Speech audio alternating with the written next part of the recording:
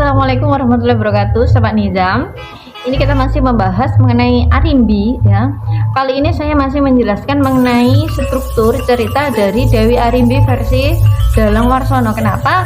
Karena menurut saya ini sangat menarik sekali yang berhubungan dengan sastra lisan. Ya, apa kemarin sastra lisan?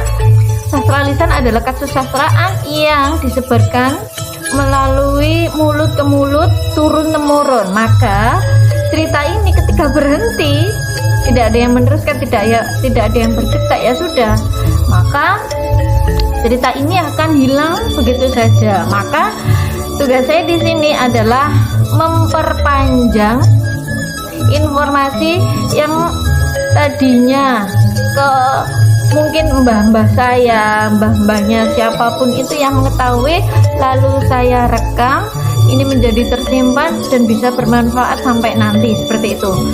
Dan ini juga adalah salah satu kekayaan sastra lisan atau dongeng atau legenda yang ada di sekitar kita, khususnya di Desa Ngerimbi, Kecamatan Bareng, Kabupaten Jombang. Dan masih banyak sekali cerita-cerita sastra lisan di sekitar kita, seperti itu ya.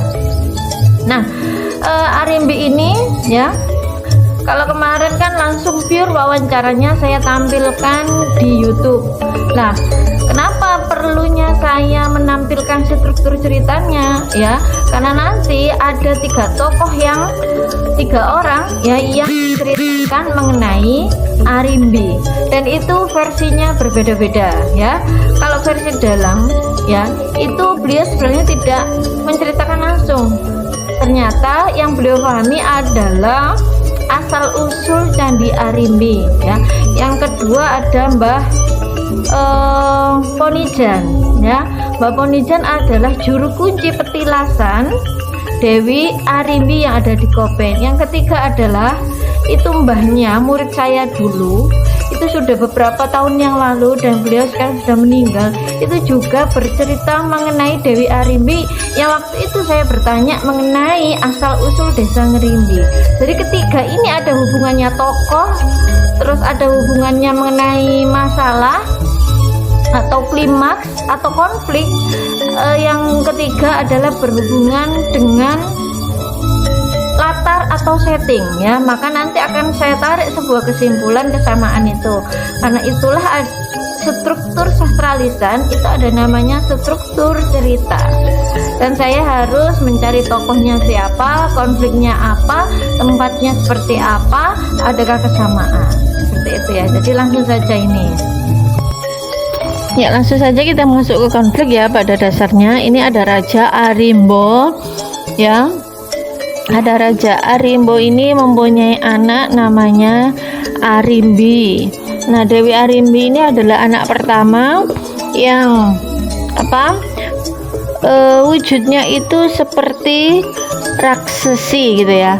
Raksesi dalam bahasa Jawa itu raksasa, cuma dia lebih ke buto seperti itu. Jadi karena dia anak pertama, kalau zaman dulu itu katanya dia harus menggantikan ayahnya untuk menjadi raja. Jadi saudara-saudaranya itu sempat iri, kenapa perempuan kok menjadi raja, pengganti raja.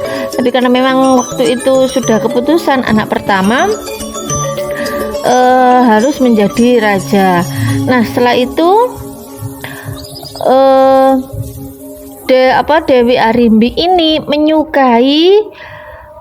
menyukai seorang pemuda, ini anaknya Dewi Kunti gitu ya.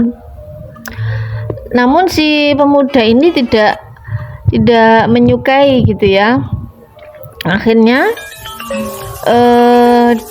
oleh Dewi Kunti ini seperti kayak diberikan mantra agar menjadi cantik seperti itu. Nah, setelah itu terjadilah sebuah pertempuran ya, saudara-saudara itu untuk mengalahkan Dewi Arimbi ya. Jadi ada beberapa itu saudara Arimbi itu, ada Probokeso, Brojo Dento, Brojo Musti, Brojo Lamatan gitu ya. Nah, kembali ke konflik percintaan Dewi Arimbi ya, bahwa dari Dewi Arimbi itu walaupun dia itu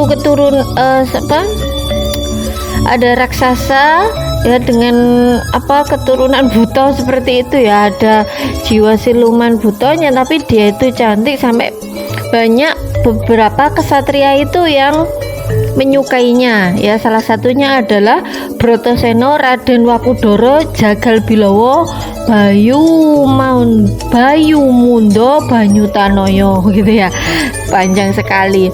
Nah, itu adalah salah satu kesatria dari Pandawa. Itu kan cerita wayang gitu ya biasanya. Nah, banyak kesatria yang tergila-gila, salah satunya adalah Bratasena itu tadi.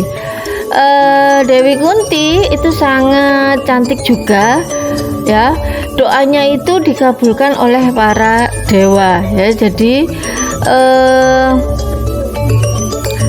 menjodohkan Dewi Arimbi ini dengan salah satu Pandawa 5, yaitu nama wayangnya itu Bratasena itu tadi gitu ya. Jadi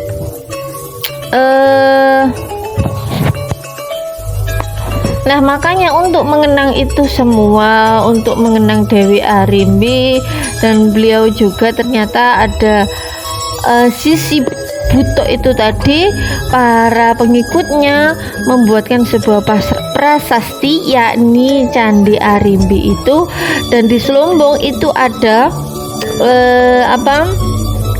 patung ya, patung buto itu untuk mengenang Dewi Arimbi itu tadi. Jadi keterkaitannya adalah antara Arimbo, Arimbi, buto itu hampir sama dengan cerita yang lainnya.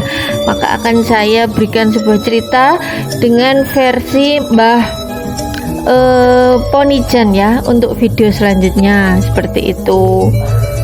Jadi memang mitosnya di Kali Selumbung itu dulu sangat kental sekali ya gitu ya. Nah, jadi seperti itu. Jadi konfliknya adalah berebutan kekuasaan antar saudara, karena memang Arimbi itu dianggap perempuan, kenapa kok menjadi raja ya. Lalu Arimbi itu anak dari Raja Arimbo, dan Arimbi itu adalah sosok raksasa buto. Jadi pembuatan patung buto di Selumbung itu adalah untuk memberikan kenangan pada Arimbi, serta Candi Arimbi itu juga digunakan untuk memberi simbol penghargaan kepada Dewi Arimbi. Nah, untuk video selanjutnya saya akan membahas dari versi Mbah Ponijan. Jangan lupa subscribe.